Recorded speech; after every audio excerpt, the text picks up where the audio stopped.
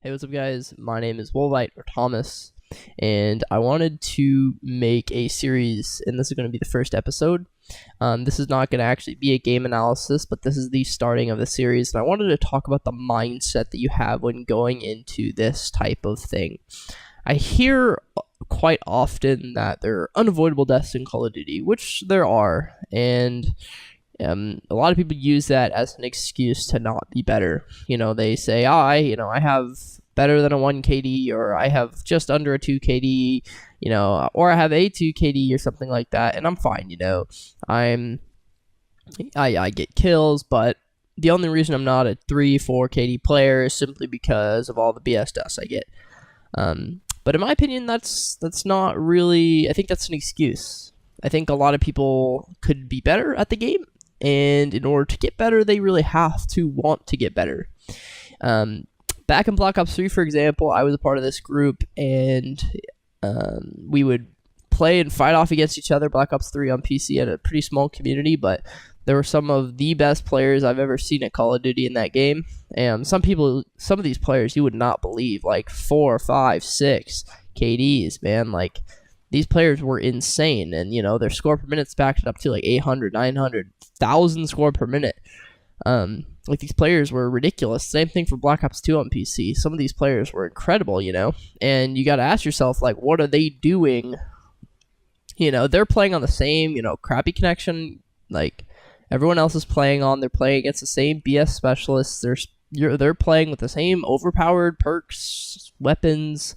What are they doing different? And that's kind of my mindset that I want, you and the people who want to improve. I think that's really important for if you, when you go into this kind of thing, So that's my objective with the series. I'm going to be basically watching games back and trying to take one thing away, that, I or someone who submits their game can take away and say, okay, next game, I'm going to not do this. I'm going to practice this. So, for example, this is a 109 kill stockpile game, which is absolutely ridiculous. The fact that I managed to do that is ridiculous. That's not like a humble brag or anything. That's just like, this game was insanely lucky. But boy, I'm pointing that out because even though I did well, there's definitely things from this game I can take away. My positioning in a couple of spots definitely should have gotten me killed. And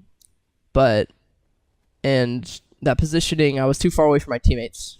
I was rushing their spawn a couple off the gunship when I could have just sat back and guaranteed the gunship.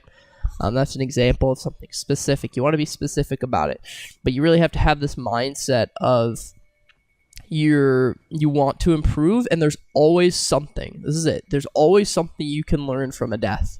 Doesn't matter, A good example of this is actually in Black Ops 3. In Black Ops 3, there was this really, really overpowered specialist called the Purifier. Now, if you used it, you could get a couple kills. You might die after, getting a couple of kills.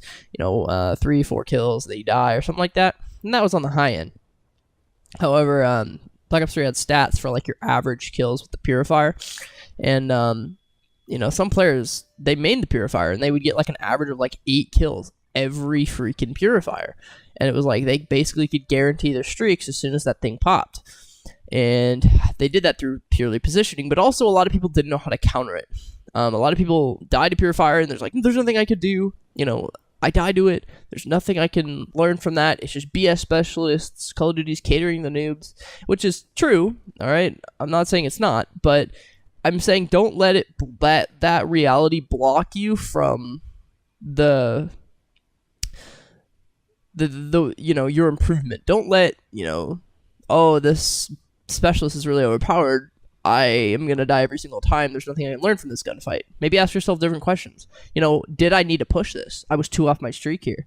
Was it really necessary that I ran away from my teammates and pushed their spawn? Did I really need to do that? Could I have just held the head glitch, guaranteed my gunship, and then gotten like 15 kills and went on for even more?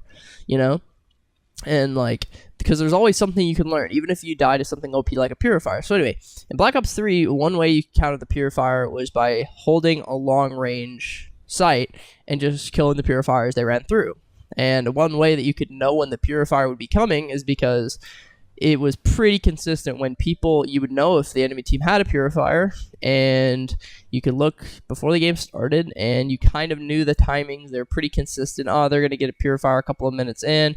At about that time, I'm going to kind of stay back a little bit. I'm going to check the kill feed, watch the mini map, see who dies. Oh, just watch them die at the kill feed. I'm going to push up now, you know? So it's kind of like, you can avoid these deaths, and then, you know, because you avoid that purifier death mid, you now go on to get a hater, you now go on to get all the, you know, a good streak, and then you win the game for your team.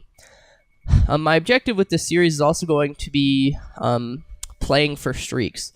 If you want to solo, and I'm going to assume you're solo, if you're playing solo, you need to get your streaks basically every single game. If you don't get your streaks, you're not going to guarantee the win for you and your team, and you're going to have a bad win-loss, and you're going to get really frustrated because you have, you know, your bad teammates. But that's another thing. Just because you have bad teammates does not mean that there's something that you can't learn. You know, you didn't push the objective, for example. That could be a problem. And, you know, let's say you know you need to push the objective to win the game. So you push the objective and you die to a BS lag death, you know. That sucks, and it's really hard to learn from something like that because literally it was out of your control. But, you know, is there a better way I could have approached that? Yeah, you know, I didn't check that angle there. I was kind of cocky about it. I was just kind of not paying attention. So, you know, and this is what, you know, the best players at something like Fortnite and CS do.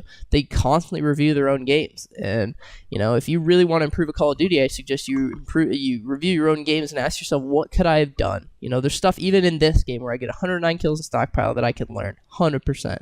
So this is kind of the mindset that I want, you know, you to go into with this series, and I'm hoping that it can be kind of a learning experience for both me and you know, the people watching, and hopefully it's going to be a series that is watchable or easily digestible. So